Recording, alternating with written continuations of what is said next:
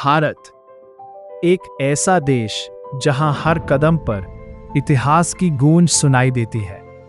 ये सिर्फ राजाओं और युद्धों की कहानी नहीं, बल्कि सत्ता, महत्वाकांक्षा और बलिदान की कहानी है। और इस कहानी का सबसे अहम अध्याय लिखा गया पानीपत के मैदान में 1526।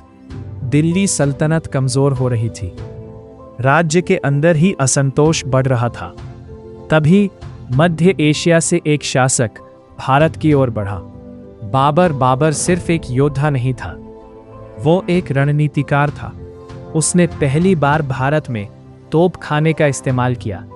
दूसरी ओर था इब्राहिम लोदी, जिसकी सेना बड़ी थी लेकिन रणनीति कमजोर।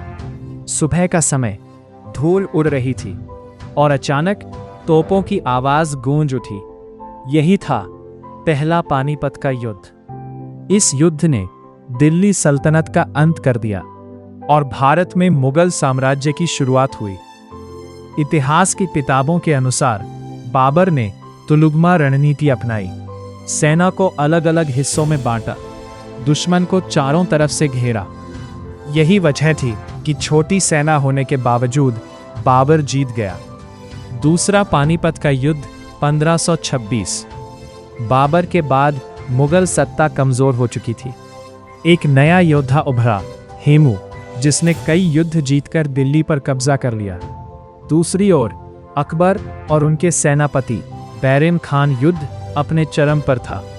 हेमू जीत के करीब था, तभी एक तीर उसकी आंख में लगा और पूरा युद्ध बदल गया।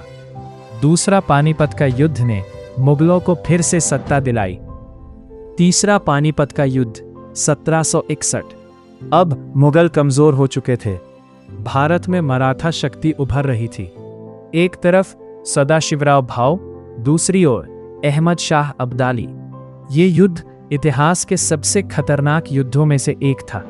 लाखों सैनिक, भूख, प्यास और युद्ध। तीसरा पानीपत का युद्ध मराठों की हार हुई और भारत का पावर बैलेंस बदल गया। इतिहासकार मानते हैं मराठा हार के बाद भारत कमजोर हुआ। अंग्रेजों को सत्ता बढ़ाने का मौका मिला। मुगल सिर्फ नाम के रह गए। पानीपत के युद्धों ने सिर्फ राजाओं को नहीं बदला, उन्होंने भारत का भविष्य बदल दिया। 3 युद्ध, 3 कहानियां, लेकिन एक ही जगह, पानीपत। इतिहास हमें यह सिखाता है कि शक्ति से ज्यादा जरूरी है रणनीति, और हर युद्ध भविष्य की दिशा तय करता है।